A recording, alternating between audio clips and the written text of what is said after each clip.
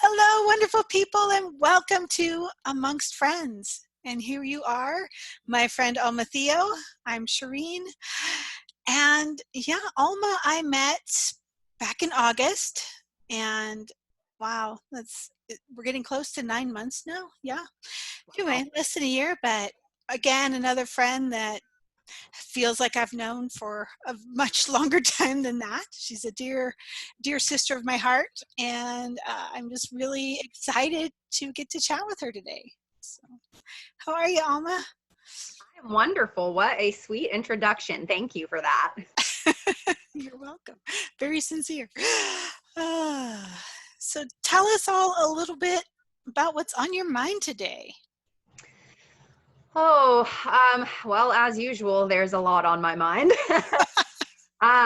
Really, I'm thinking today a lot about how I want to offer services to people that are really feeling the effects of, being stuck at home, or losing their jobs, or just afraid of the virus, just with what's going on in the world right now.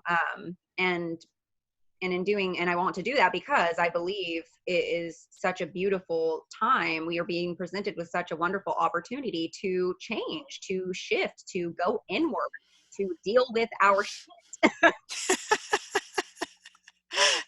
Yes, yes, that is, I have to agree that this time there's such a wide variety of vibrations out there, and it's wonderful to me to see the number of people who are just joyfully embracing the shift, the opportunity to connect with themselves, to play, to do the things that oftentimes we tell you, oh, I would do that, but I don't have time. And then also really honoring, you know the extreme other side of the equation, the people who are truly terrified right now, for whether it's terrified that, I don't think there's that many that are terrified of death. There are many who are terrified that they will get sick and never be able to fully recover. And I think that's I've seen that fear a lot. And then just, yeah, the fear of, gosh, if we can't, it's tough enough to be told you can't go to work for 2 weeks, but if they say you can't go to work for 4 months or 6 months, and right now, at least where we live, food supply is still fairly easy to get. And I have great hopes that with the essential services still being told to work, that will continue to be an easy thing. But I can certainly see the difference in people this week at the store versus last week or 2 weeks ago. Just the whole bit. So yes, totally in agreement with you, wanting to be out there for people in the way that you offer your services. So that's beautiful. Yeah, I'm seeing that a lot, in this, like, coaching or just service industry. People really, well, kind of like you said, it's polar opposites. Either people are really excited and offering more, and like really, um, just providing so much uh, content right now and help, or people that are like shutting stuff down, or like, you can just see them moving out of fear. But I'm focused on the people that are doing what I'm doing and that are wanting to provide more of a service.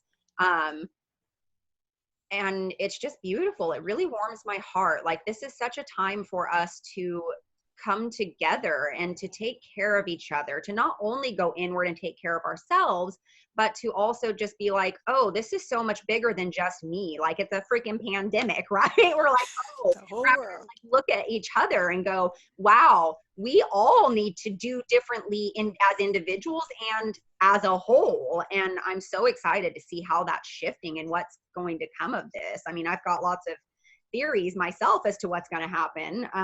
But I mean, I can't. The future is not something that's easy to predict. Or No, yeah. and it shifts all the time. Shifts moment to moment. Yeah, actually, yeah.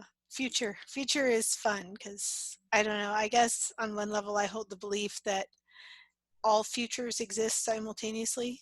So the one you're experiencing can easily shift to a different one. Right?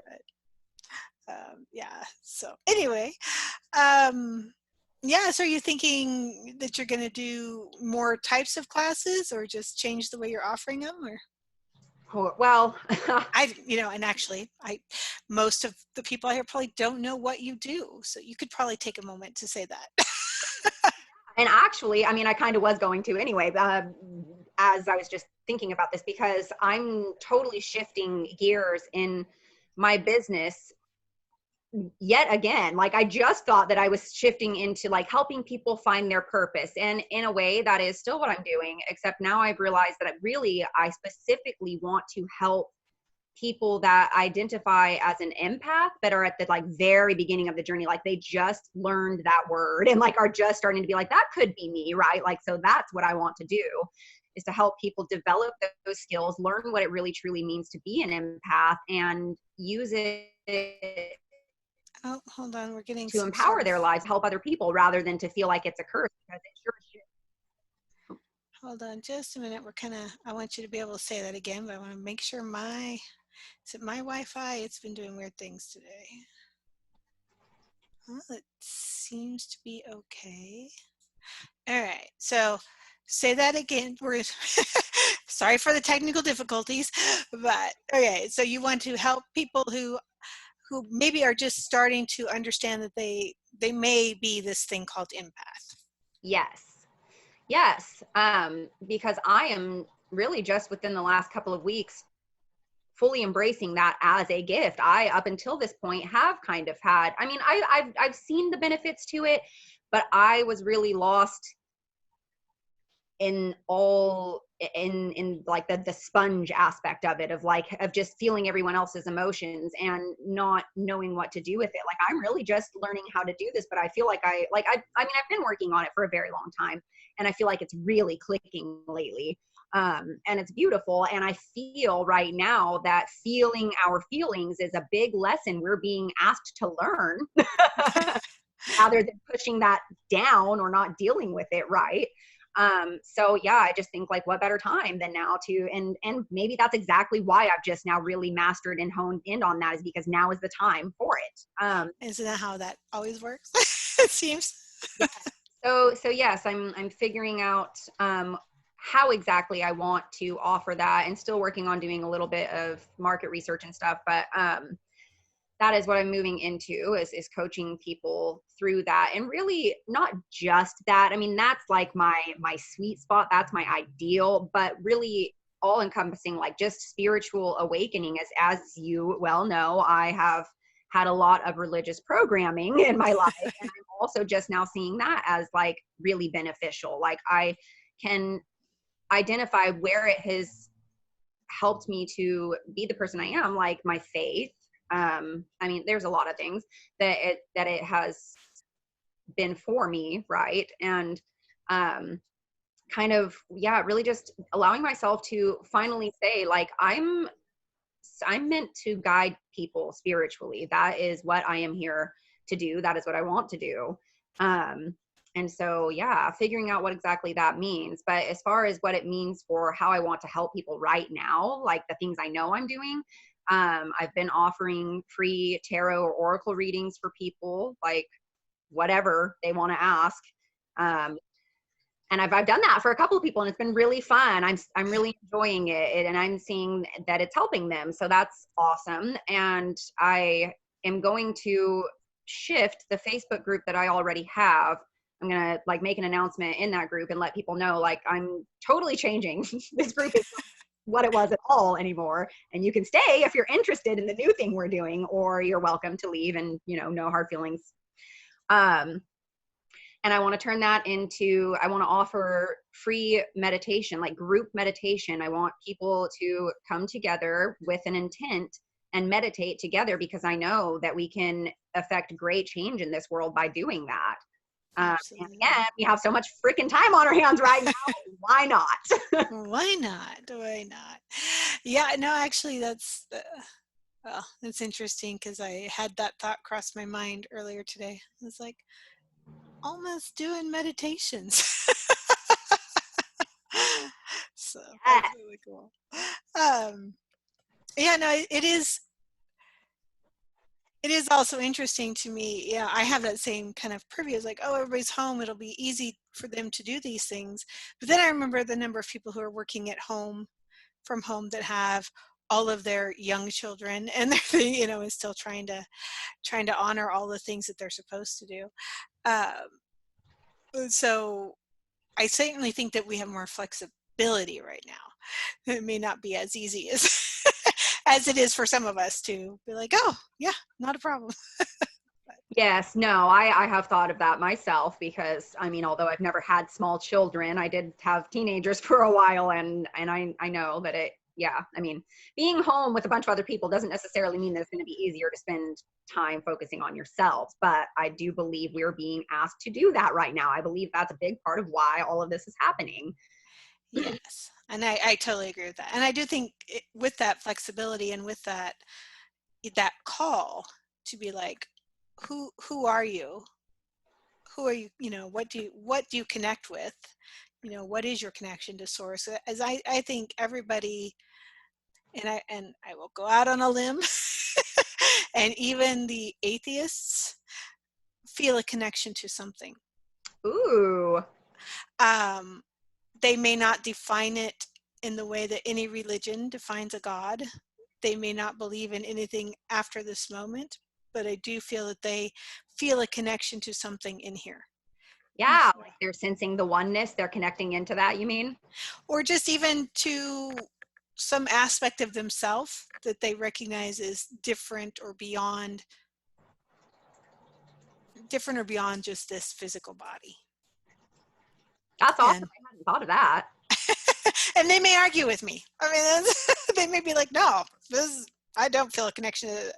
Or, it could just be our perspective of what I try to convey when I mean that connection they feel all the time, as of course I'm all that there is. So yeah. So anyway, yeah, and it's also interesting to me you bring up, empathic ability. I fully believe that for a good decade there was a lot of judgment on being empathic. Not that other people were judging you for being empathic, but that you ought to judge yourself if you're empathic. You are weak, you are vulnerable, you don't know yourself, and while that may be a challenge, I don't believe that that is a truth. I really, I use and I call it the way I speak, my second chakra sensing abilities, when I'm working with clients, as well as my other stuff. Is like, I'll connect and I'll feel what they're feeling, like, oh, that's there in your body there. That is like, oh, what is that pain? Let's look at that. What is that thing? And which is quite different than trying to take somebody else's stuff to fix them, which sometimes can be a tendency that empaths want to do. They feel somebody else's pain and they just want to Oh, fix it. yeah. Know a little bit about that one? So yeah, so how, if I may, and if you don't want to talk about it because it's still forming, that's cool. But how do you see yourself working with people in that way? Um, yeah, I mean, I'm not real clear on that yet. I literally just came to this realization like last night. Oh, we are brand new birth, okay. Yes, yes, yes. I mean, well, let me make sure I understand your question. Are you asking like what it is I'm wanting to help people with in this regard, like how I plan to help them process, or like in what facet I'm offering things like one-on-one or group or all of? Sure, all of those questions, those all sound like amazing questions.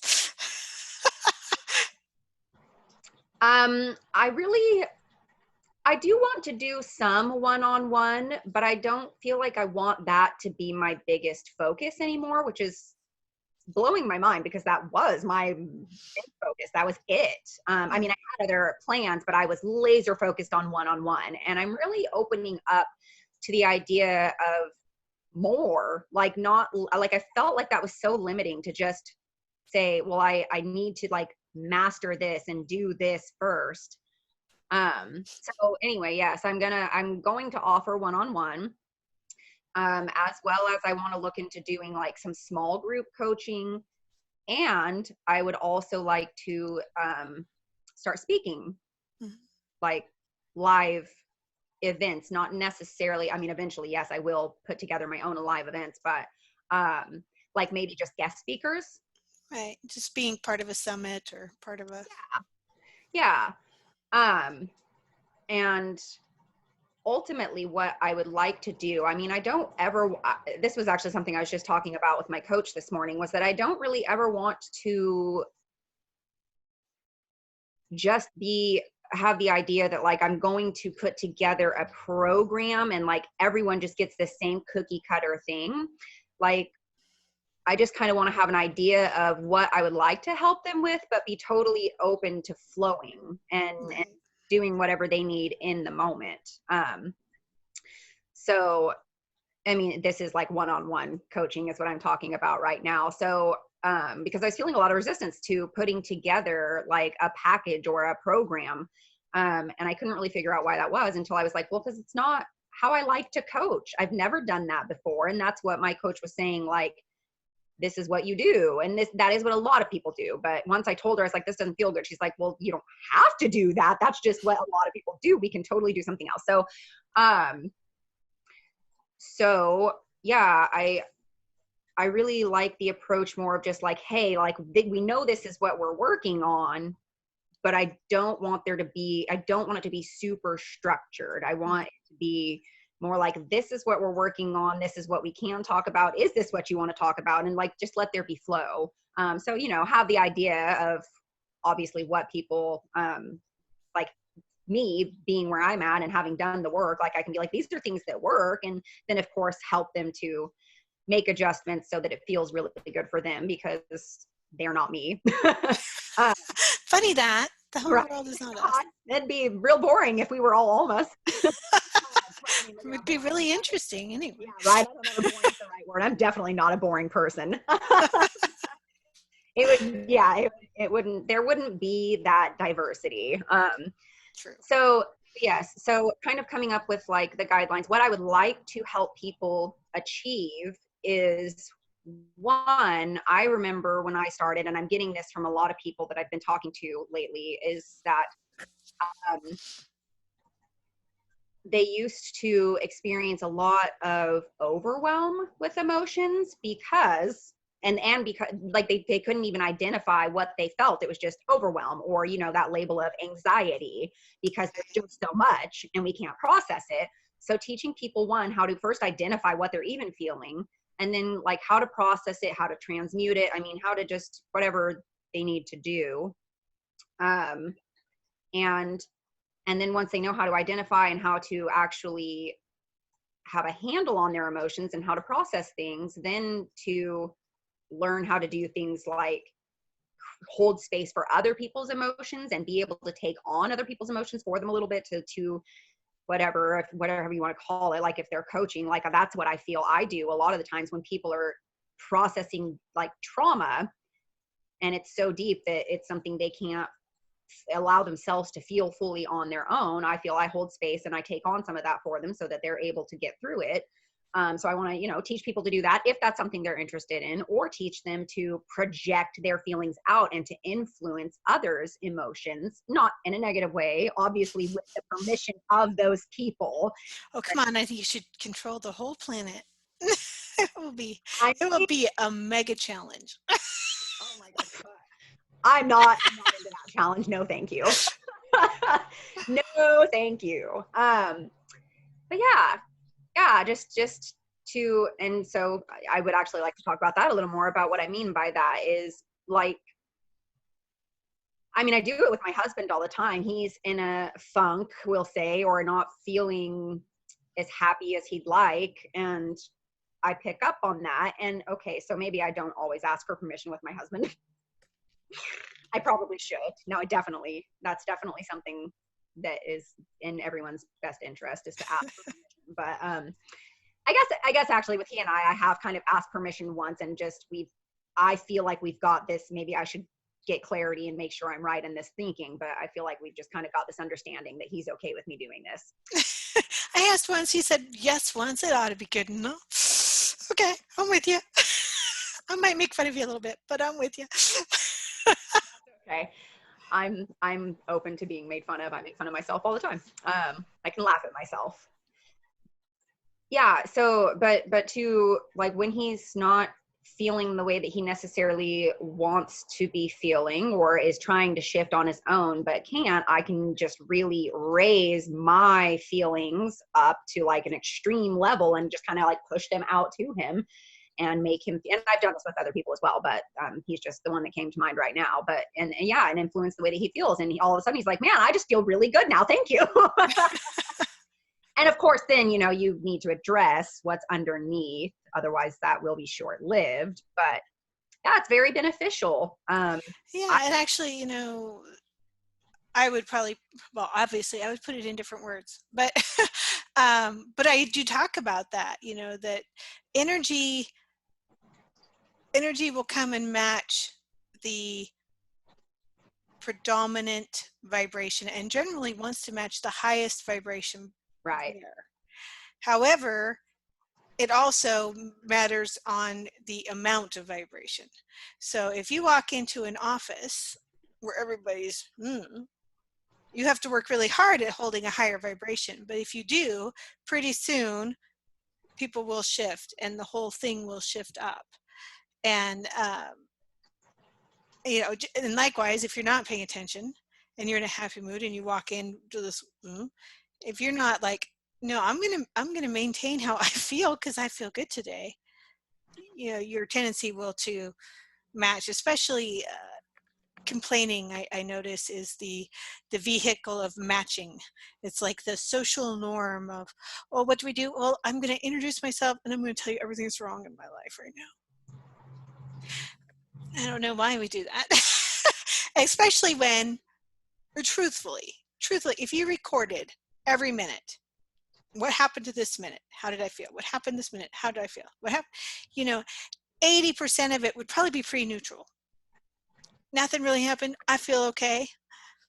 You know, there might be 10% really happy, maybe 10%, but usually it's like 80 to 90% that's good or pretty happy.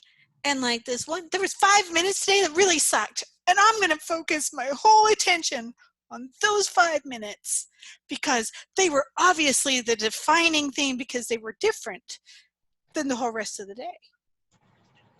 And I'm like, wait. Okay, so yeah, that 5 minutes sucked. Tell me all the good things. So you felt good most of the day? It was a pretty good day, right? That's to me kind of the, I guess, the vibrational shift, choosing your vibration, choosing your perspective. And again, I think, you know, really as humans, that's all we have. Circumstances are circumstances, things, all we have is that ability to choose our vibration. Yes, 100%. And that's not what the world tells us. The world tells us, look at everything going on around you. Pay attention to everything outside of yourself. And it's like, oh my God, no, that's not what we want to do. That's a recipe for disaster. That's a recipe for feeling like shit. Yes.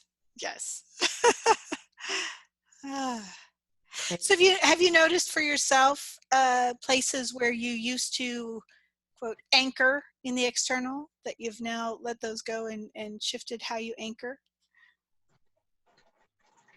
What do you mean, like circumstances in my life? What can you rephrase? Yeah, like, okay, yes.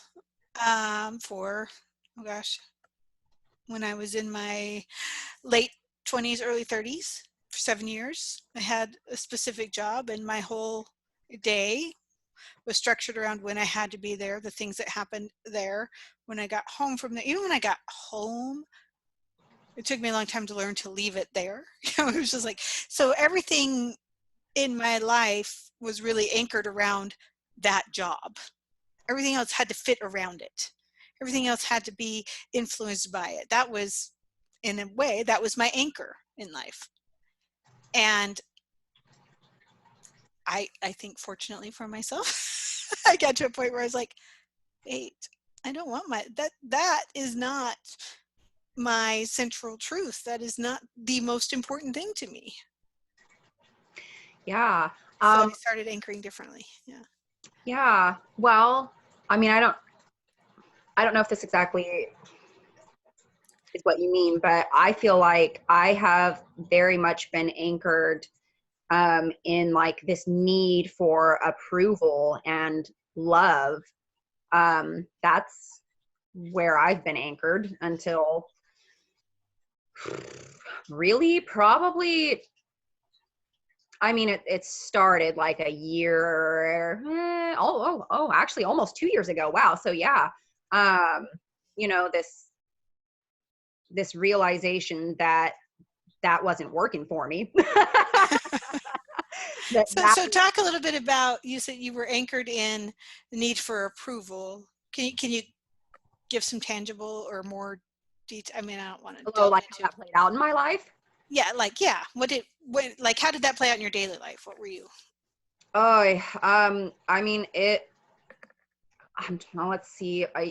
I'm trying to think of maybe like a specific instance so that it will make sense.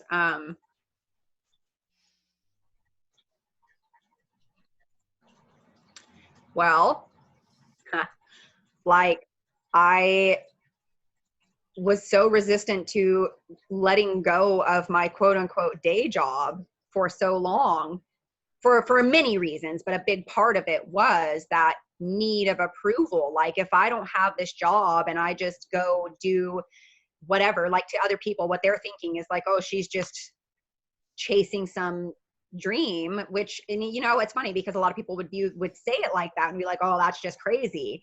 But really it's like, oh my God, she's chasing her dream. Awesome. Right. But that's my perspective. She's doing what she's excited about. Exactly. She's listening to her soul. But I knew, or at least maybe I really shouldn't say I knew, but I perceived that if I did that, no one would understand. Therefore, they wouldn't approve and they wouldn't love me because they don't get it, which really, that's so funny. That's really just a projection of everything, which most things are, right? Just us projecting how we feel and saying, oh, everyone else thinks this way and feels this way too. Yeah. The whole world through your own belief system lenses. Right. Yeah. But yes, so that was, I mean, I knew that job wasn't what I wanted to be doing. It wasn't what I felt I was meant to be doing. It was not why I came to this earth.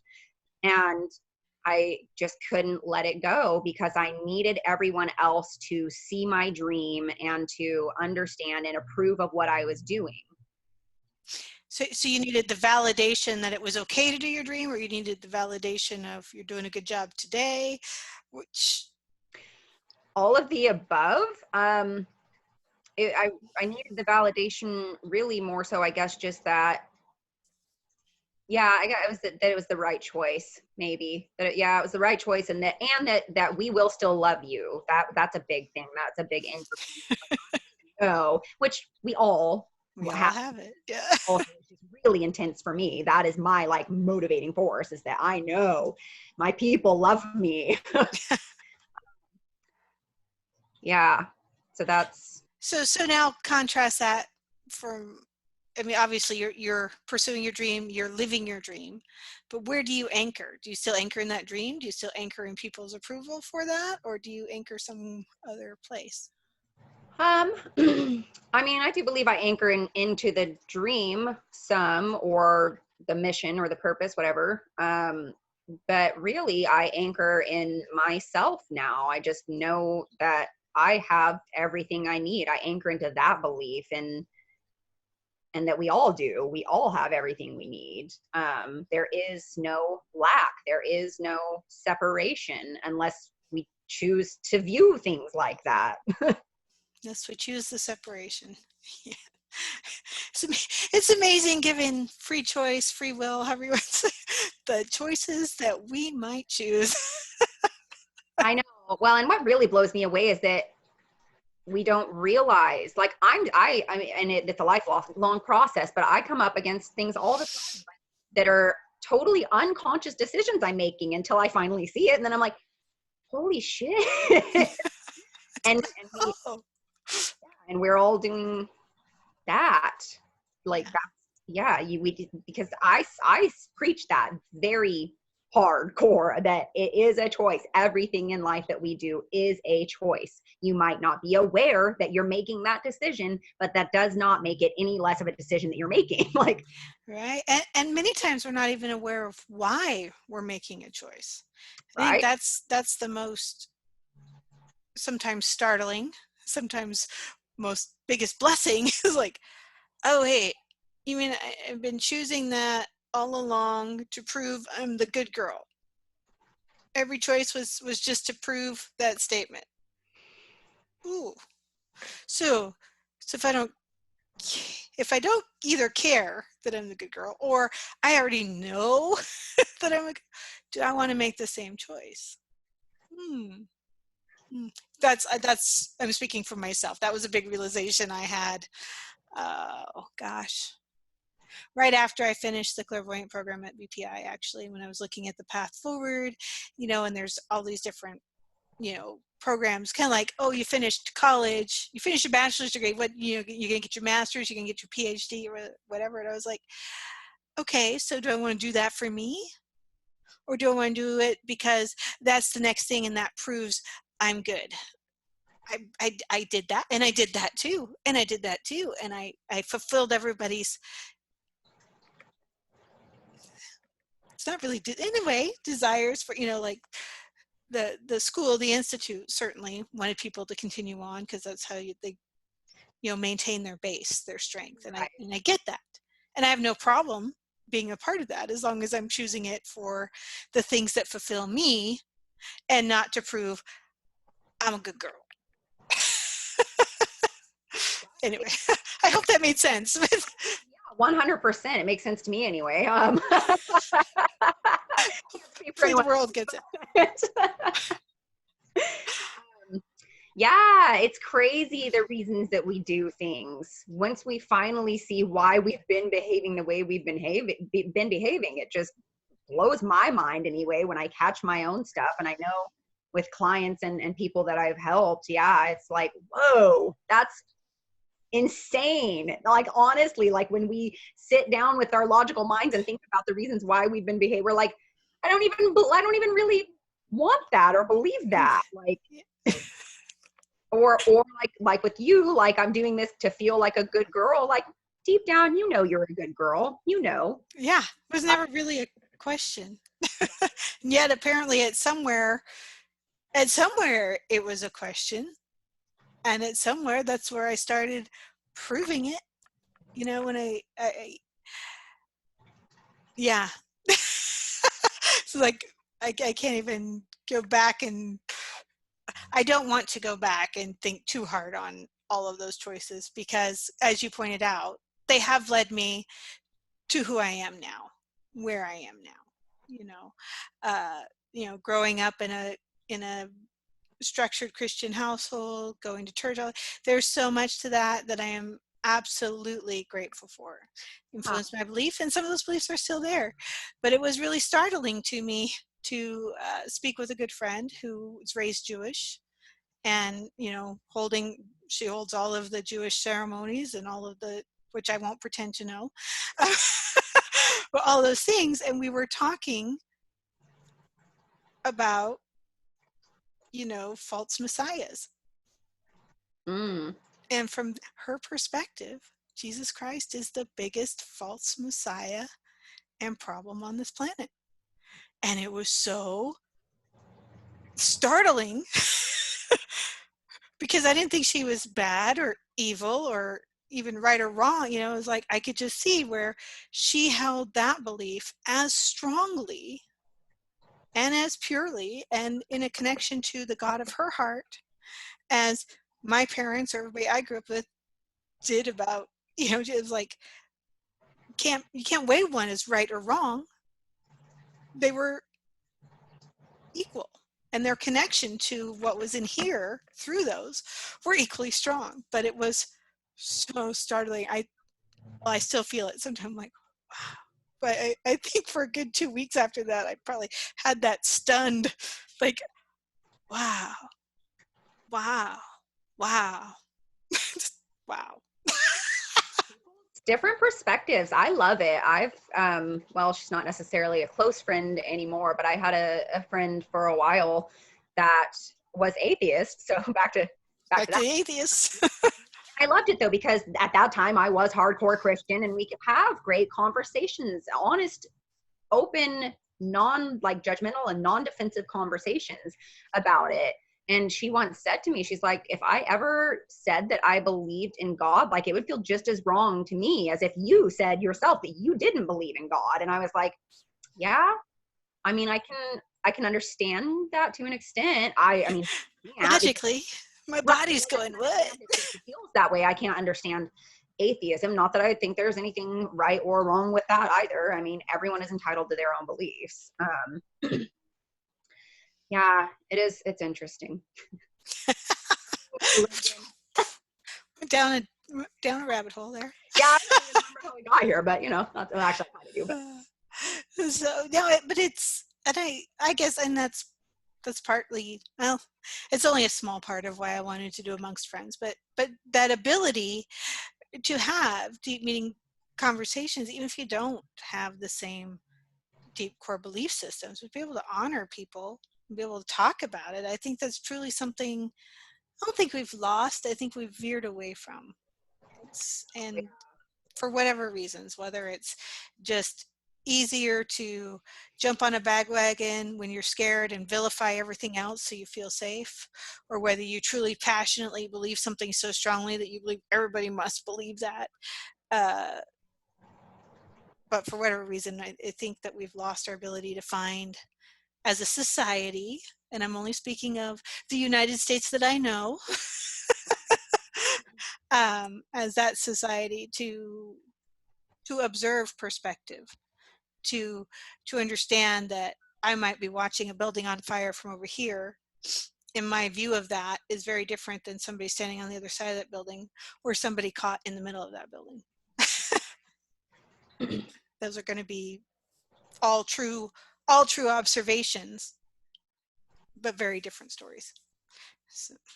Right. I love that. And I think I'm extremely hopeful that that is one of the things that's going to come from what's happening right now, is we're all seeing different perspectives, and we're taking notice, like, of perspectives again and again, being like, it's just, I really love that this is happening. I do. And people that don't feel that way, when they hear me say that, they're like, are you mad? Like, have you lost your mind? What do you mean you're grateful for this? And I'm like, it's causing us to shift. There's a huge change taking place. I'm hopeful that what I believe is taking place is what's going to actually take place, but it could go a different route as well. Yeah, it's just so exciting. And I really do hope that we gain perspective out of this, and that we are much more open-minded as a whole here in the United States, for sure, because I feel like there are a lot of closed-minded people here in the United States.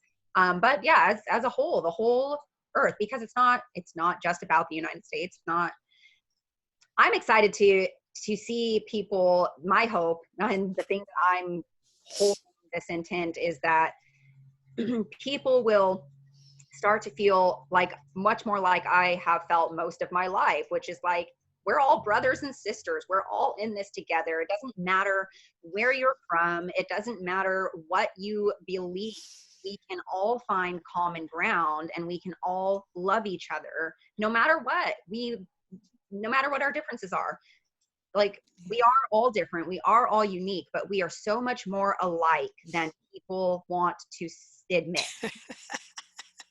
Yes, absolutely, absolutely. And I guess that's my core belief of humanity is, no matter where you are on the planet, no matter what culture you've grown up with, what belief systems you've been given, We all crave a connection to another or others, whether that's as a group or individually.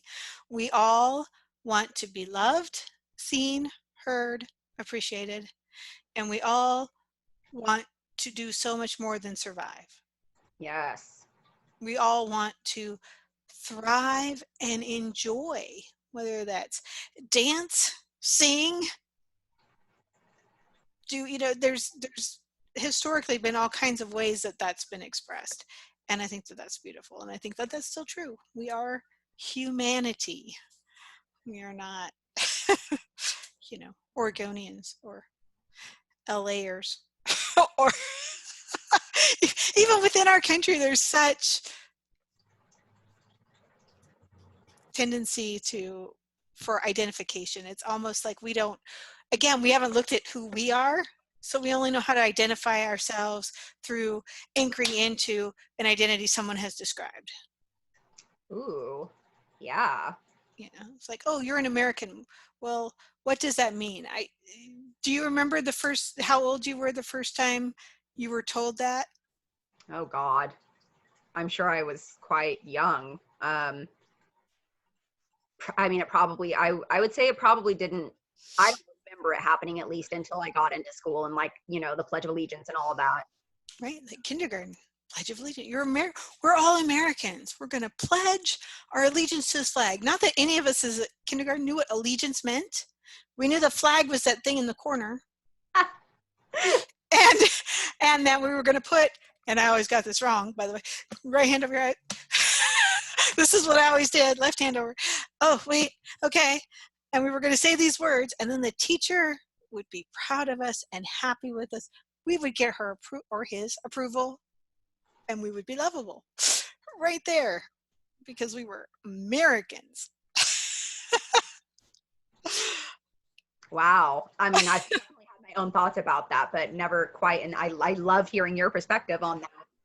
Yeah, that's some hardcore brainwashing right there, in my opinion. But and I do, the thing is, I don't think it was meant to be brainwashing, but it's certainly, when you start thinking about, and I will say the funny part is I first noticed the contrast in 6th grade. We were talking about media and influence and propaganda and how it was used in World War II and how it's used, at that time it was like in the communist countries, they control all the people through this, and the way that the teacher said it and these things I was reading, I was like, oh, didn't we just do that with the Pledge of Allegiance? Didn't we just do that by going over that news article? And even I wasn't going to question it out loud to her.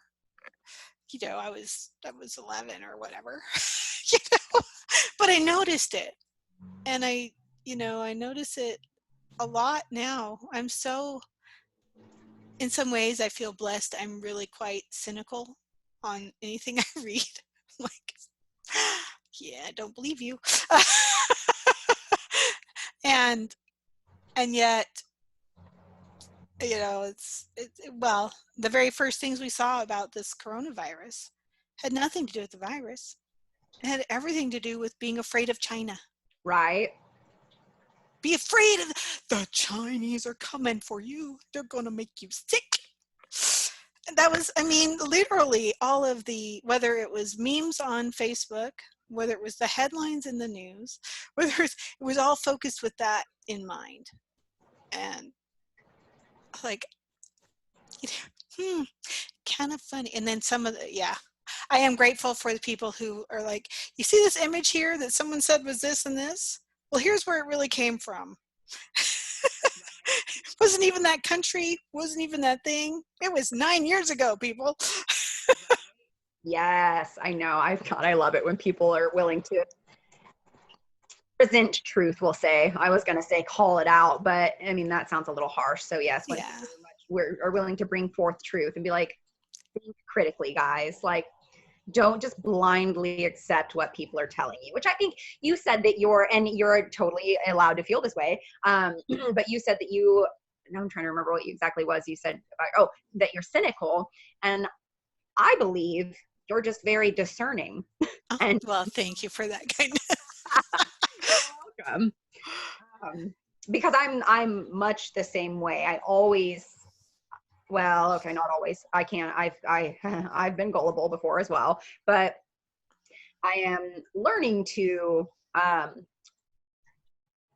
really just approach things more analytically and think critically when it comes to stuff like this, you know, like the news and whatnot, and just what other people are trying to tell me to believe. Like, I really think things through and I really research, and I don't just accept what someone tells me at face value. I guess the times that I'm more gullible is when it's people I trust implicitly. I'm just like, oh yeah, that's got to be true. Yeah, well, and I think that's actually where the discernment gets born out of. I mean, for so long in my youth, I just trusted that, nobody's going to lie. People don't lie. Why would you lie? Nobody lies. Right. Nobody wants to control you. Nobody wants to, it's like, and it's funny, I just had this conversation with my boys a couple of weeks ago when it, was the primary elections were in full swing before everything got kind of halted. Talk again about another thing that's like halted. But, I have a young man that's going to be 18 and one that's in his 20s, and then two teenagers. So they will eventually be there. I was like, politicians, the world, whatever, are all telling you you're too young, you don't have a voice, and what you say doesn't matter.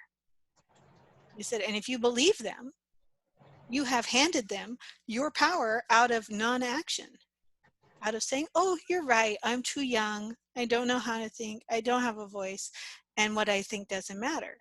He said, whereas if you look at the demographics, the amount of people your age and what you are all thinking and what you are all talking, and if you all came together, whether you agreed 100% with each other or not, but you all came out with your voice and you showed up and you voted, you would far outweigh the other populations that are currently in control of this. You would take that power and say, no, my voice matters. But it's the choice of what you want to believe. And I only became aware of it because somewhere in the last year I came to the realization that I am dang near almost 50. And I can remember looking at people who were 50 when I was younger, and their wisdom, their power, their whatever. I'm thinking, oh, people are still telling me my voice doesn't matter.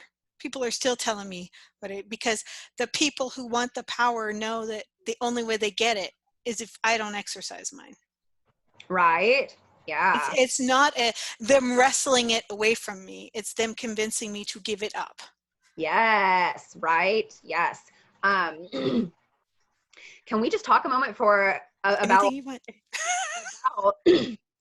seem to have a frog in my throat. Not about that, but about the way that I'm super impressed with young people and I say young like either of us are old, but with like the really younger generations that are, I mean, even some like mid teenagers are doing some really incredible things, and Aren't it's they though? beautiful, and it makes me so happy because when I was much more cynical, I used to really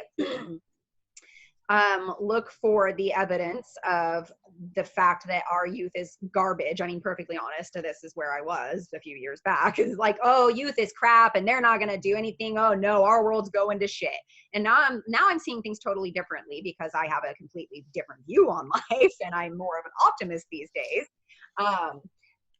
And it's just, it makes me feel hopeful and happy, and it's just beautiful. Young people caring about the planet and realizing that they do have a voice and that they can make change. That's my favorite part of all of it, is that they're realizing they have options. They can create the reality they want. I mean, it's beautiful that the things that they're doing, but that right there is what really excites me, is that people are waking up, and I'm seeing it in younger and younger generations where it's not actually that they're waking up. I think things are shifting in the way that we're being taught too. So it's a little of both. I mean, the people that have already been, you know, programmed in a certain way, in the more lack-based, the more scarcity, survival living, um, we are waking up, but the younger generations are just not really being programmed with that so much. And I'm so excited to see that shift and to see a world where we don't have to undo our fucking childhood. Well, there's that. Yeah. And I, again, what I noticed from my own childhood was the question was always posed to me, what are you going to do when you grow up? Right. What are you going to do when you're big enough, Mm. adult enough? And yet, even when I think back, like when I have some pretty clear memories really early on in my life, which is, I don't know if that's odd or whatever, but you know, even at the age of 3, walking into a church or whatever, even though the adults said I wasn't big enough, I never didn't feel enough. I always felt like I was big enough. Right. Always felt like I was big enough. Like there wasn't thing. It was just later, with through those implied questions that, oh, you're not an adult. Oh, you're not. Oh, I'm not big enough. But it was amazing to be. I was watching Mythbusters Junior on Netflix. I think on Netflix, might have been on Hulu, on something. Uh, anyway, there's 12-year-old, 14-year-old. They're teenagers, right? One of them is already studying his master's, the 12-year-old master's program in astrophysics. Okay, he's a little bit like, and his brother's already ahead of him on that, and not on the show. But there's a young lady in there. She's 13, I think, and she's invented 2 things and gotten patents for them. She's doing whatever, and she said something the very first episode where people always like, oh, so you're an inventor and ability. Like, well, what are you going to do with that when you grow up? She's like, what do you mean when I grow up? I'm already doing it. Right? I'm doing it.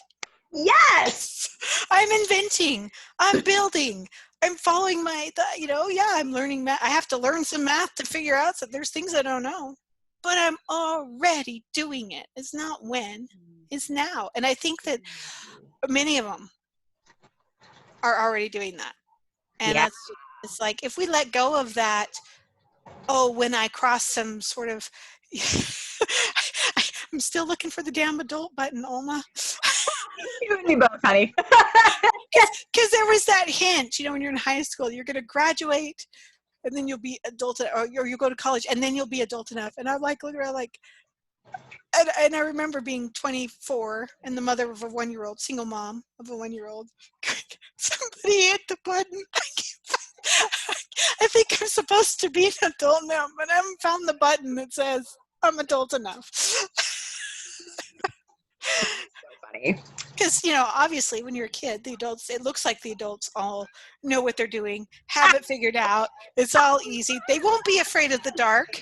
Like when I'm big, I won't be afraid of the dark, or I won't be afraid, it's so, and I think it's just all unintentional programming for the most part of how we review the world through what we were taught to view.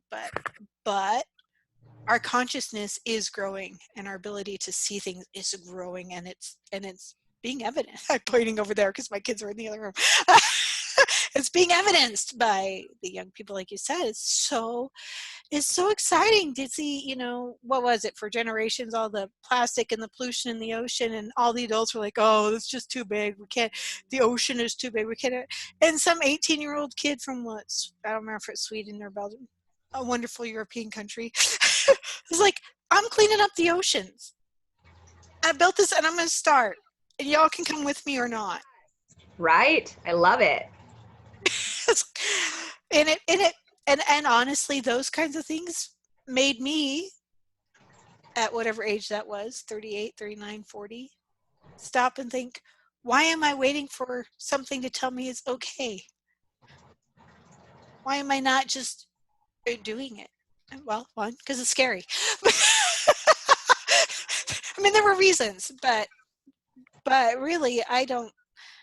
I don't feel like I grew up, understood myself, started doing what I was, well, in some ways, things I had been doing my whole life from the time I was, well, my whole life, but just kind of, oh, it was just a hobby, or it was just a thing, or it's, it's not important. Right. Yeah. But then I grew up when I was like 37, 30, I was like, no, those are the thing. Those are the thing. That's who I am. All Right. these other things, all these things that I should be doing or prove this or those are all the whatevs. Yes. So I am excited and hopeful that my kids wake up and grow up. Not that I want them to lose their innocence or their joy of life, but have that realization that who they are, what they enjoy, those are the thing. Right. Everything else is Yes. extra. Yes, exactly. Ooh, that I don't remember who I was having that conversation with earlier, but yeah, our desires, that's what really matters, what we want in life. And we're told that these are things that we can't, that we're not capable of doing, that, or what, for whatever reason. We're told so many different things about how we just can't. And it's like the word itself, desire. I don't know if you know this. I found this very interesting. I love words. I love language. Uh-huh. But it's derived. I think it's like Latin, but I mean, most things are. I don't know. It is desire, sire of the Father or of God, universe, whatever. Like these things are given to us. These desires come from somewhere. And it's not just for us to go, oh man, I really wish I could do that. Or, oh man, I would love to experience that. Or, oh, I just couldn't. I never could do that. No, like if you have the desire, it's gonna happen for you if you pursue it. Right, right, right, right. If we actually, and we don't have to know all the steps. We just have Oh, to know how to put one foot forward. yeah, One exactly. foot, one foot. I'm going Yeah. there. I'm doing that thing. Yeah, And that's a huge, huge lesson I'm learning is, and I think we're all being presented the opportunity to learn right now. And we don't need to know what lies ahead other than just like that first step. Exactly as you said, like take that step and then you get to see a little bit more. And then you'll take that step and then you get to see a little bit more. And then you take that step. And what I'm learning is to be okay with that. I've known for a very long time that that's how it works. But I dang it. resisted it. But I resisted it because I wanted to control. I wanted to say how things were going to go. And anytime that I control, and I hear this from everyone that is the same level of awareness anyway, is that anytime we try to control the situation, it might work, but it isn't is the optimum as in compared to the times where we don't control and we allow and we just work with the steps in front of us and we don't try to do everything. And it's always so much better that way. And time again in myself and from others, the experience is when I just let go, it's like magic. Like the Oh, end result is like so much better than I could have ever even dreamed up on my own. And that actually brings me to something else that I am really feeling called to shift in my life and to talk about with others is letting go of our expectations. Go into things with no expectations. You can have intent. You can have like desired outcomes, but be open to everything. Quit being like, this is what I want and this is how I want it. And if I don't see it presented to me in this way, well, then I'm just not going to have that experience. Or does that make sense? oh, it does. It does. I used to call it it's like, here's all of the power of the universe. I mean, right? We look out through telescopes now, we can see literally billions of light years away, meaning it took billions of years for that light we're seeing to reach our eye. That's how far away it is, right? All of these things. So take all that and be like, okay, I want this thing. And let me tell you, it's going to go, and we're going to channel all that, and we're going to tell it has to fit inside this hair follicle. Right. If you can't do that, I don't want it. Yeah. No.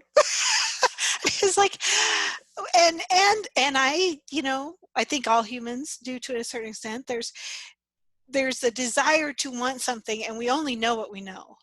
Right. Therefore, we only can conceive of it within that lens of what we know. Yes. And when we try to control things, we're saying it has to stay that way. It has to stay that limited amount of knowledge. Where, can you imagine if everybody did that, from 1900, right? From 1900 to 2000, that's 100 years, right? I don't know. My grandmother was born in 1902. Okay. She died at the age of 92. So 2004. I don't know. Anyway, 2006. Anyway, in there. So in that, I can't do math, so don't hold me to that. But in that time frame, when she was born, they were traveling in horse-drawn carts, right? And a few years later, by the time she was 6 or 8, some people had cars. Most people were still walking or being drawn by a horse in a cart. To, when I was born in the early 70s, everybody had a car almost. We were flying in planes. Oh, wait, yeah, that hadn't really been a thing yet. We had gone to the moon in a rocket before I was born. If everybody had said no, all we know is the horse must take you wherever you go. Would we have ever gone to the moon? Right. So, yeah, we as humans are pretty silly. We're attached to what we know, but we only know so very little. And I think you're right. When we open and say, okay, yes, as we called it, I don't know, a couple months ago, yelling at the universe, Yeah. I want a new fucking couch, and I want it now. And instead of going down the road of, okay, I want you to bring me a client, or I want to get this money, or I want, I was like, I just screamed at the universe, I want a new couch. And the next day, my husband's former supervisor, who no longer works at the company, but she had me text him, hey, my husband and I are going to get rid of this couch. We don't want to go through the rigmarole. Do you want it? And now, granted, it wasn't a brand new couch, but it was brand new to me and much better condition than, I guess, and I didn't pay a dime for it. But if I'd gone down the list of, if he had said, oh, my boss wants to offer, and if I'd said, well, no, I haven't gotten the client or the money, I'm saving up for this couch over here, I could have said no to it easily because it wasn't what, but I love that couch. And it's exactly that. It's exactly that. It's that when we open up and be like, okay, I want to do this. And the first step I see is to do this and then react to what's presented. Yeah. It's amazing. It's a totally different way of living, and it's so freeing. It's crazy. It sounds crazy anyway. It's not crazy, but it sounds crazy to the way that we believe, the majority of people. What we've been taught is that, you have to effort, and you have to do, and you have to control, and you have to make things happen. So to hear that idea of that, we can just surrender and allow. What? You feel? Yeah, I still feel that resistance, and I understand that that's how it works. And I still fall into that trap too, of the struggle and the try and the control and the make it happen and the do. That's another big lesson for myself and for others during this time of quarantine is to what exactly are you going to effort against in your own house? Huh? believe me, I'm sure you can find something. I'm sure I could. But Well, there are the dust bunnies, but I don't seem to care about efforting against them right now. right? Yeah, it's beautiful. Just take this time for those of us that can. I do know that well, I mean, again, that's a choice, but I do know that there are people that it's more of a challenge for. Now, there are people that are still out working. My husband is one of them, your husband.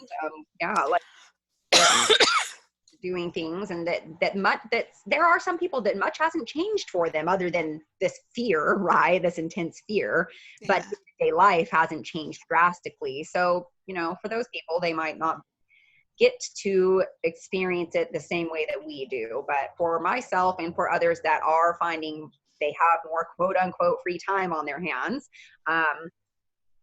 to just lean into that. Quit trying to fill that shit up. Like, just just relax into it. Allow yourself to have that time and flow with it and be present. That's a big thing that I'm getting right now is, and I mean, not that I didn't already have the ability to do that, but it's deepening that practice of being present and really just experiencing right now, because right now is all that truly matters. It's all that exists. Right. Well, that too. Yes. Our past doesn't matter because that's in the past. That's over. It's done. Like, now it's a new day. We can choose differently. And the future, like you and I had said earlier, there are so many variables, so many different things. Like, there's no point in trying to just focus all of your attention there. Right now is what we have. And that is probably the favorite thing for myself personally that I am learning right now is learning to be here now. Well, Yeah. have you ever noticed, I guess this is something I've noticed, so I'm questioning, but like earlier in my life, it's like, okay, I had to plan out the week, had to plan out the day, execute this, okay, this, executing that, and I'm doing it, but I wasn't even really noticing what I was doing in the middle of that. It was just following the plan and looking at the next thing and looking at the next thing and looking at the next thing.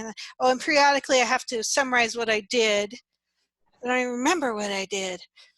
And right, I don't remember what I did because even in the time that I was doing it, I was focused on what was coming next, what I was supposed to do next. Almost none of my awareness was right here to the fact that, oh, my legs are falling asleep because I haven't moved out of this chair. Oh, my eyes are tired because I haven't looked away from the computer screen.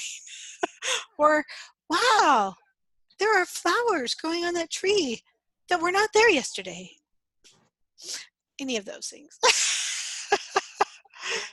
That's that's been really beautiful. Is I'm noticing a lot more of the little things like that. Like, when we were having nice weather a few days ago, I was sitting out in my yard and there are these little purple flowers. I've lived here for 4 years. I've never noticed those. And I mean, they could be new. That is possible. Maybe, my husband is constantly out there sprinkling new things. So it's totally possible that they're new, but they're also probably not. I just probably saw them for the first time. Yeah. Yeah. Well, I mean, yeah, to speak to that too, being so in the past or in the future, but not the present moment. Like, oh my God. So I've lived here for 4 years. I don't know how long I had been living here for at least 3 years at this point. And I was like, oh, when did we get this cute little cactus in this windowsill? My husband's like, are you kidding me right now? Like, always been there. I'm like, no. And I mean, I fought with him. I was like, you're messing with me. You're totally, because we totally pull pranks on each other all the time. But so I really thought that's what was going on. I was like, no, you're not, you're full of it. And like, I asked the kids, I'm like, how long is it? And they're like, no, really, for forever. And I'm like, wow, that's how not precious I am. Yeah. Well, I haven't lived in this house that long, but it's been over a year. And I take pretty much the same route to town and back. And I realized just yesterday that I must mostly look that way when I'm going into town, forward or that way, because I happened to look this way. And there was a house I had never seen before, an entire house. And I could tell by its architectural stylings, the shingles, all that it had probably been there at least since the 80s. And I had never seen it before. Because we're so distracted all the time. Or just not Yeah, not paying attention. And what I started to say, have you noticed that now that I spend, and obviously, as we just discussed, not perfect at it, but as I spend more time in what's happening right now, how long a day actually is. Yeah. Again, it's like, in a way, there are days I'm like, gosh, I feel like I'm 5 again because this day is so long. Oh my gosh. Versus, those days of doing this plan that is like the day go, I don't know where the day went. It just, it's like, because I wasn't there. I was sleeping on a different level. Right. Anyway, Hmm. I'm cracking myself up. I'm laughing too because I totally relate. It's so real. It's so real. And it's wild to me now too. I mean, I'm not really going out in public much, but before it got more serious or restricted here, I guess, with our ability to go out, as I was really settling into becoming more present, because this all actually did start a little before it got serious here, like my Oh yeah. work with being present. I mean, that's been a thing for a long time, but I'm noticing, I've been becoming more present and looking around and noticing the people that are just so zooming through life. And I'm really glad for that awareness, because it definitely feels a lot more fulfilling to be present and to notice all of the little things, and to not just notice them, but I notice when I'm being present, Bill, because maybe that's part of it, is we're experiencing more gratitude. Because I think that, I mean, you've probably seen that house before, but maybe you didn't notice it because you weren't feeling, not that you're necessarily grateful for that house, but maybe you're a little more grateful for the time and this ability to be present, or your focus shifting to being more present. I don't know, but for me, it's gratitude. Is a big part of it, is being grateful for life. Being Yeah, no, I have totally just, yeah, watching the change in trees, watching the change in flowers, watching the change in the river. yeah. Water that flows by, the color changes, the levels, the things. There's just, those days where the color is so, I don't even know what, and I just want to strip down and go skinny dipping in it. And my brain goes, you do know it's February and 32 degrees, right? This is a bad idea. Yeah, but did you see the water? Oh, I know. I've been taking so many baths because I love the water. But yeah, that's funny. I feel that call too sometimes. And you're like, oh, but I also don't want hypothermia. Yeah, that, if I was ready to let go of this body, it would be a magnificent 60-second way to go.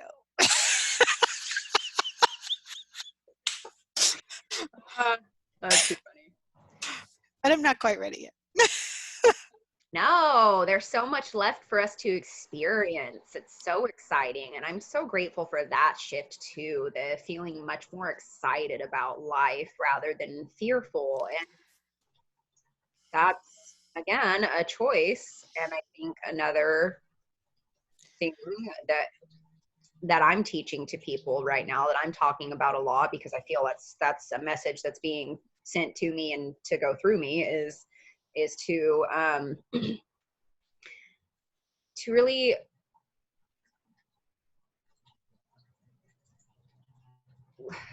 lean into the change and lean into the unknown, and be at peace with it and be excited. And we're taught, a lot of us at least, that change is scary. Actually, I just wrote a poem about this and just shared it on Instagram before our call started, is that we're told like change is scary, but it doesn't have to be. We can choose to look at it as like, oh my God, what could happen? Or same exact question, but different feeling. Oh my God, what could happen? Right?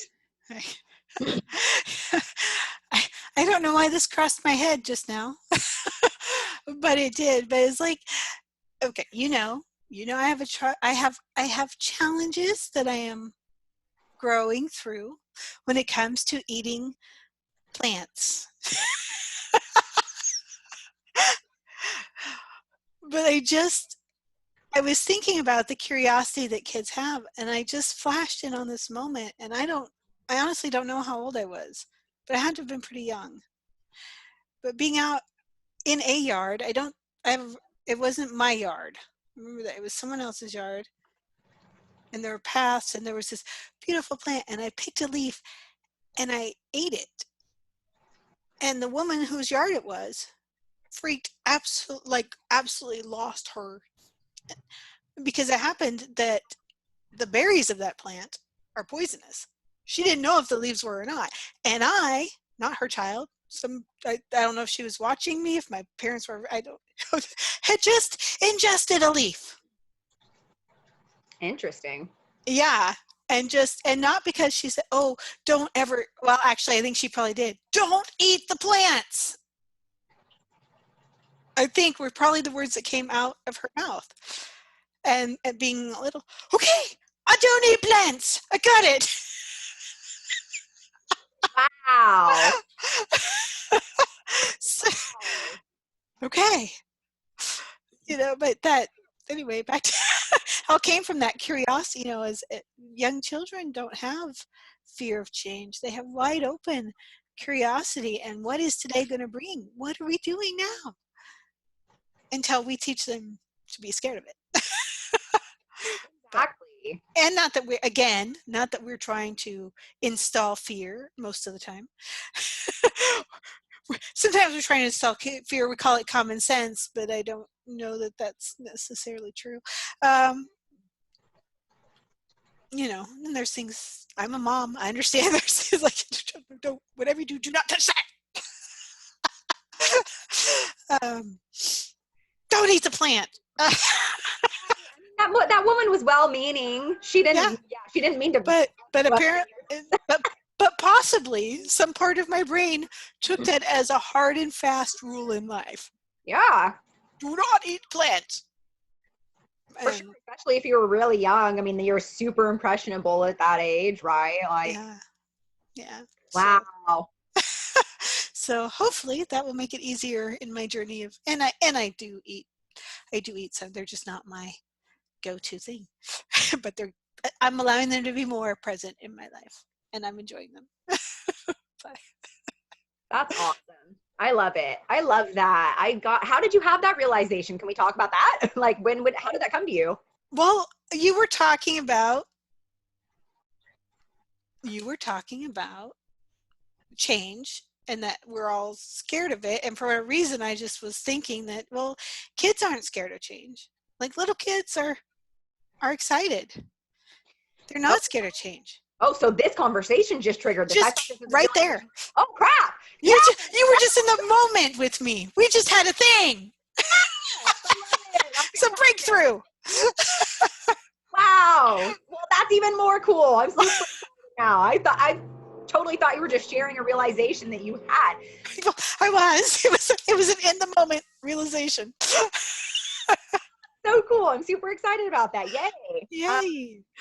Awesome. And yes, that is another huge part of what I preach and teach and am working on in my life, and what I am encouraging and inspiring, hopefully, other people to do, is to go back to being like a child. Like, I mean, obviously not 100% like a child. Like, don't just forget everything you've ever learned and like, right. But like, I study children and look like young children before the age of 7 or whatever it is that they start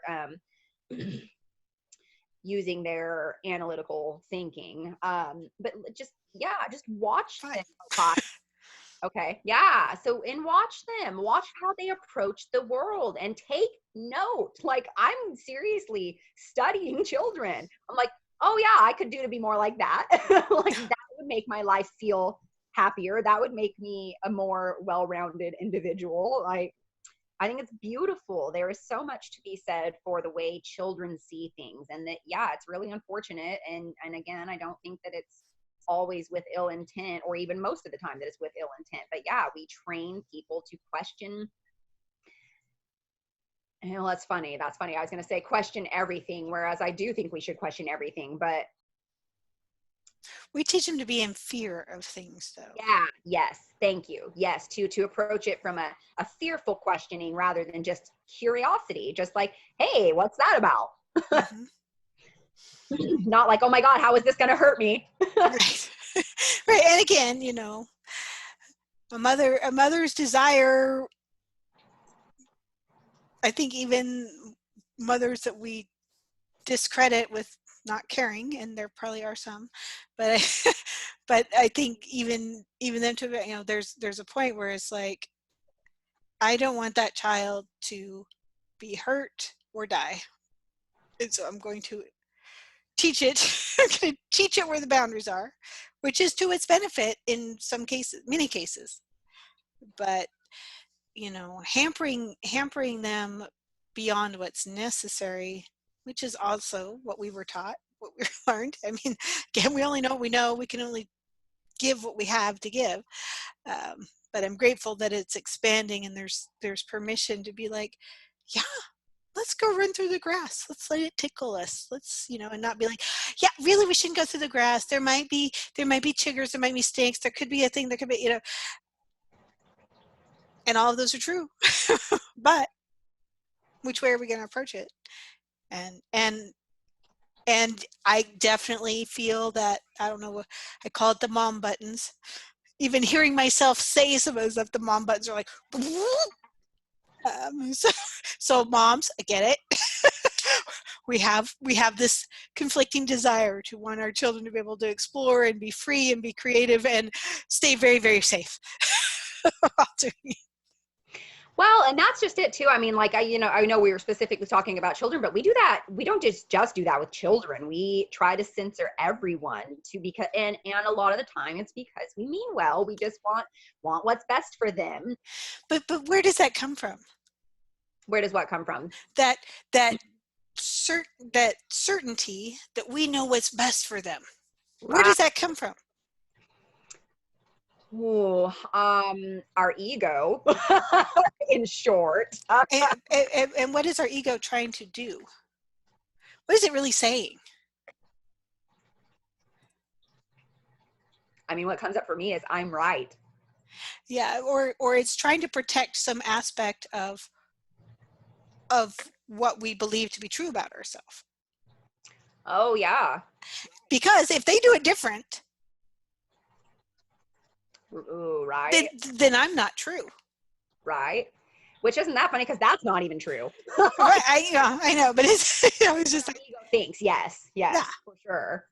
So it's like, but so yeah, most of the time, maybe I'm always leery to say 100%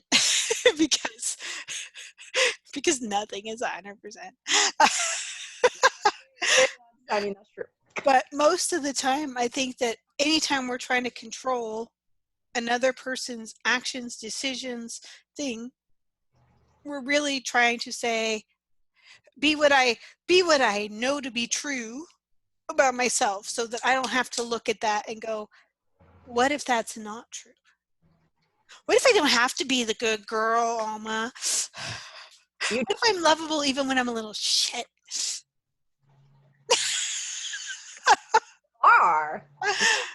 We do not have to be the good girls, and I'll say we because I've got that same thing.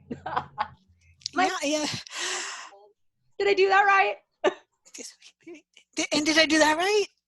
And this one, and oh, that wasn't right. Okay, I'm doing this, and I did this, and see, I'm not going to do that. Yeah, what an exhausting way to live. I'm so over it. I would like to say I'm completely over it. I'm still discovering how deep, and not just that one, but some of them run. Is like, wait, well, one that, and we talked about it before at our circle, but money, talking about money with my husband. The way I approach it, in fact, has absolutely nothing to do with him. It has everything to do with what I interpreted the rules to be based on how my mom and my dad talked or didn't talk about money. And even before, and I fortunately, I catch myself doing it now and I can unwind, but for you, it'd be like, okay, I want to say this, he's going to want that. I got to present, it's like this whole mental game of how I has to go. And I'd already decided how he was going to act, react. So I've had a 3-day discussion with him in my head already, leading up to this moment that I say something expecting a certain reaction. And almost every time, he has not at all that reaction. Right. Or even worse, he's like, wait, what are we talking about? Because I've already gone 3 days in conversation in my head with him. He's not even in the, what? Yeah. I've been guilty of that too. That's funny. I don't know if that's just a woman thing. I think men probably do it as well, but I definitely notice women do it more. Maybe, I don't know. I think it's a human thing that we just like we know what the color green is and what the color blue is. We know what it is to us because somebody said that's blue and we cataloged it. I have no idea if what I see as blue is what you see as blue, but we both agree this is blue. I think that the way we learn, again, as kids, a year-old, 18 months old, 2 years old, is by watching the actions and reactions. And even when adults are having conversation that we don't know the words, we're watching the actions and the reaction. And later when we start noticing the action and the reaction and we put it into, they're talking about money. Oh, they're talking about food. Oh, they're talking about work. And we just kind of take that. And yeah, that's a lot of my process right now is undoing without judge. When I first started doing it, oh man, I had so much anger and judgment. All these things that my parents did to me, but whatever. They're just trying to survive their day. It ain't about you. Right. They wanted to make sure you didn't die, but they're just trying to survive their day. Yeah, and just unwinding all of those things. And then when you get to the beginning, like, okay, how do I want to talk? How do I feel about money? How do I want to talk about money with my husband? How does he feel about it? Do I even know how he feels? Or have I just assumed that he feels the way my dad feels? Ooh, yeah. Anyway, this is a present time moment.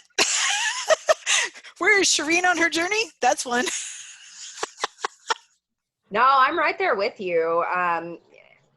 Not just money, but in relationships, like how we interact with people is very in large part based on how we've seen other people, the examples we've seen. And becoming aware of that is really a great gift. So that we can go, It sucks sometimes as you're unwrapping it, but it is a great gift. Yeah, it may not feel like a great gift in the moment as you're figuring things out, but eventually, in hindsight, it's a great gift. Not assuming things, right? Not that ties in with the not having expectations, not assuming, not projecting, not judging. Those Yes. those two keep coming through for me, is to quit judging. And I know that it's for me personally, but for everyone else, and during this time, is let go of judgment and let go of expectations and quit assuming. We'll add that in there. Because it's one and the same. But I already know everything. I know everything there is to know about everything. There's my inner teenager. She shows up a lot. Oh yeah, I catch myself having that. I got that's funny. That really is the inner teenager, isn't it? I know it all. I am big now. I've seen it all. Can you remember being that? Like at 13? Yes. Like I'm a teenager. I have made it past my. I've seen it all. Right? Ridiculous. It's so funny to go from that mentality to like that stage of life where we're like, I know everything. I know more than you. I know more than these adults. And like, and then what you were saying earlier about like, where's the adult button? I can't find it. I thought this was going to be easy. I mean, oh my God, I'm 32. I had to think about that for a second. I'm 32. My stepdaughter's 21, and like she tries to say stuff about being an adult, and I'm like, honey, I barely feel like an adult. Like I mean, and I by whatever the standards of 18 or 21, like being adult, she is almost 21. She is almost fully an adult by whatever standards, that whatever you want to call those standards. That's the entirety of our transition from into adulthood. Most cultures have things, tests, ceremonies, something. When you do this, you prove it, right? We're like, oh, hey, you had a birthday. You had 21 birthdays. Yeah. Woo! The earth is you had a lot of cake. And you didn't die. Oh my God. Right?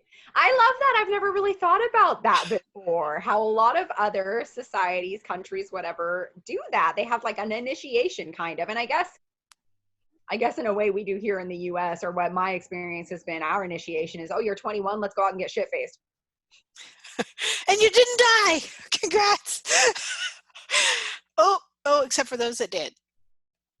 That was bad. Right. Yeah. Sorry. Yeah. I'm a little cynical about things in our society. Yeah.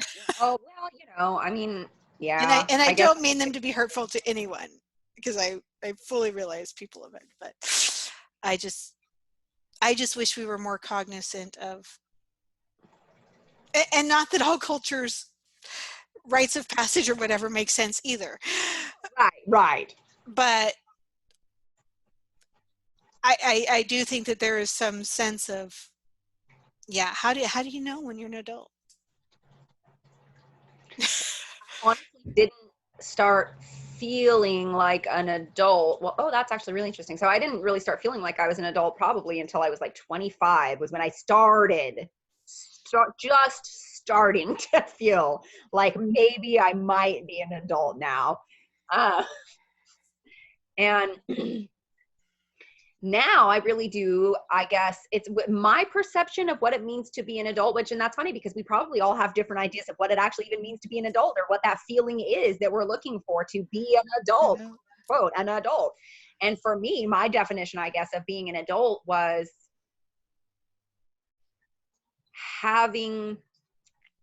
realizing I have a choice. Ooh, yeah. Realizing that I have the choice, that I can, in fact, create the life that I want, and that I can, in fact, feel the way that I want. And I can experience whatever I want. That is interesting. And so the base of all of that for me is freedom.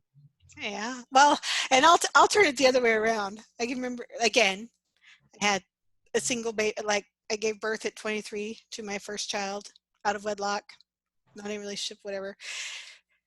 And I can remember he was a little bit older than that. I don't know. And I was like, Mom, what do I do? She's like, well, you're the adult. Figure it out.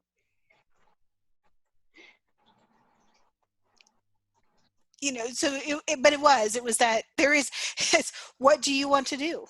What do you want to do with that? Nobody can tell you what the right or the wrong thing is anymore. You have to choose what you're going to do. You have to choose what you're going to think, what you're going to say, what you're not going to say, where you're not going to go, what food you're going to prepare and put in your body, what food, or not prepare and still put in your body. What you're going to do with the minutes that you have. Right. Yeah. Ooh, individuation And choice, and the power of, I have these minutes. And some days I choose to play Candy Crush with all those minutes. Okay, less of that. Usually if I find myself playing Candy Crush with all those minutes, that means there's something I don't want to look at in my moment, in my life, in my head, in my heart, somewhere. So I give myself usually, oh my gosh, that was a big eagle that just like Wow. Thank you, Mr. Eagle. That was incredible. um, Candy Crush, yeah. I'll give myself some of those minutes because if I'm not ready to look at it, I'm obviously not ready to look at it. But I Right. don't just give myself permission to do that for weeks on end. It's like, all right, so how about we do some coloring or some mind mapping or some doodling and see if we can't let it come up a little bit. What are we unhappy about? I love That's that. I love that approach. Rather than this is an approach that I'm just learning to take, and I love it. The way that you just said that you're taking a very gentle approach, like, well, I'll just do something, that will, like, that's a little mindless and that will allow me to just let it bubble up, because it always will answer will always come up for us if we just give it the space to do so. And before, and not that either one is right or wrong, it's just this feels a lot better to me to take that approach. There are some things where I still dig or right. try or effort, or have to fix that. Go fix myself today. Watch Right. this. I can fix it. Right. Yeah.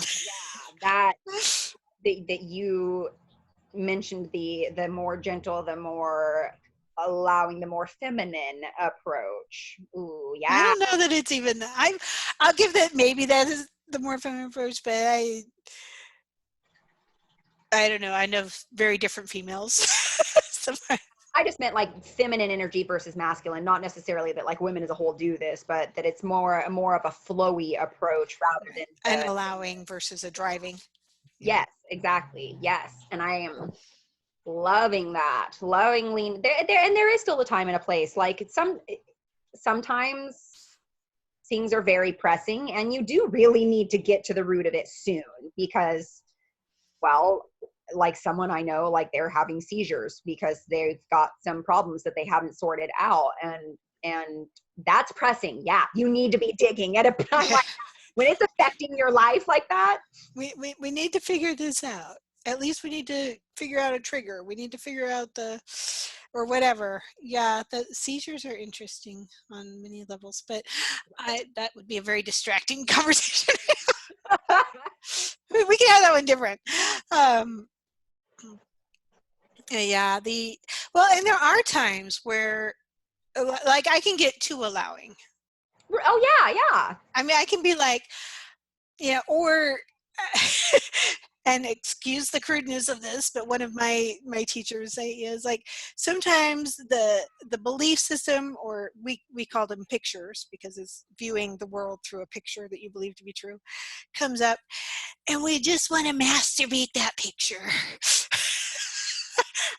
Instead of changing it, instead of actually going, oh, it's just a picture or a perspective or a belief system, we just gonna play in it. It's like, and that does not. I have not once found that to be really helpful. Right.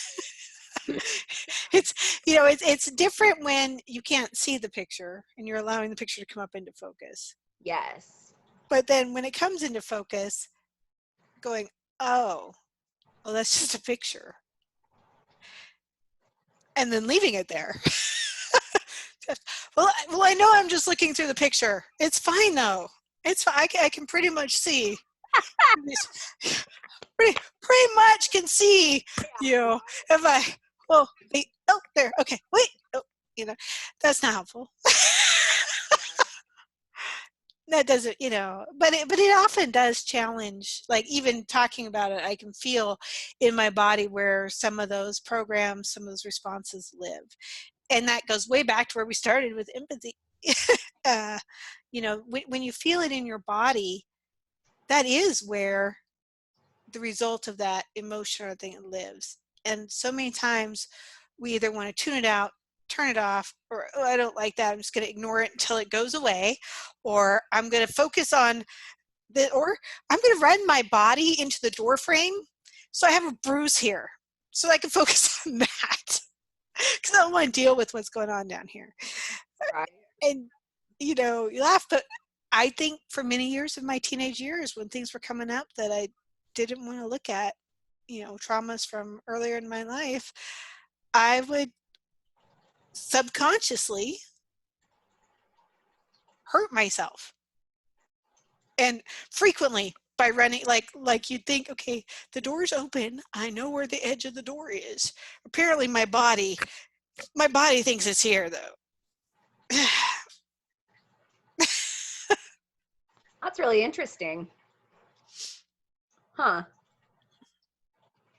I mean, I feel like that's kind of similar to my getting sick to have my needs met. Yeah. Kind of a thing. Like, totally didn't know that that's what I was doing. Oh, it's wild what our subconscious will do. Well, and again, it's not even that our subconscious is being manipulative so much as it's discovered something that worked. Right. And if it worked then, and I need this, I'll do it again. Right. So, yeah, I don't know. It is really hard for me, or it has been hard for me to find gentleness for myself. And much like you said, that cynicism, the judgment against things, cynicism, discernment, judgment, there are fine lines there. And boy, I was pretty harsh with myself for a long, long, long time. You and me both, and the majority of the world, it seems. Yeah. So that's, I think you brought it up a couple weeks ago, maybe a month ago. Oh, maybe longer than that. Time. I get lost. But yeah, it's like, here's this thing that's present. And instead of fighting it, judging it, ignoring it, can I say, oh, I see you and I love you? Yeah, that's so powerful. And I will still say, the first time you said that, the whole inside of me was like, no. Right? I don't think I can. That is unlovable. We already put it in that box. It's labeled unlovable. Ooh, yeah. And to open it and be like, oh, I'm going to erase the unlovable. It's going to make me cry. It's still hard, but that's something, well, I don't know. I'm so grateful for all of my friends in my life and the things that we bring up in each other and allow, that's just something that you were talking about where you work, and it's like just a little piece of something like, oh, can I do that? And it went from, oh, hell no, to sometimes a little bit. It's getting more. But I still, there's things going on in my body right now. They're like, oh, there's a thing. Can we love that? I don't know yet. I'm just going to rub it. Hey, as long as you have an I don't know, that's definitely a more, we'll just say open, I guess, response than no. Yeah. Oh, no. Good. I'll take it. So, very cool. Well, unbelievably, I don't know why I'm always shocked, but I happen to look at the clock and go, 4:20. We've been talking nearly 2 hours, nonstop. That's never a problem for me. I can talk and talk and talk. So knowing that, are there any last things you want to talk about? I mean, not necessarily, because I would probably get us going on another like hour-long tangent. So I mean, I feel like things are pretty complete. I feel like that's a good ending point. Very good. Yes. Well, thank you so much, Alma, for joining me here amongst friends and talking about all kinds of things, all the rabbit holes, and yet almost always they circle back, don't they? Got back to the main point of empathy. Yeah. So it's a beautiful thing, and I so enjoyed the time, and I look forward to having another conversation with you in the future amongst friends and outside of this space too. Right. No, this is it, Shireen. That's it. We're done. Okay. Oh my gosh, I love you. Yes, thank you for having me. I've really enjoyed this. Yeah, I look forward to another episode eventually as well. That sounds good. And maybe in that one we will go down the rabbit hole of seizures and energy signatures and brain injuries. We can go there, but you're right. It would be another 2 hours. So. Oh God, yeah. Oh, yeah. Well, everybody, I hope you enjoyed this episode Amongst Friends, and we'll catch you on the next one. Ciao, Yay. ciao.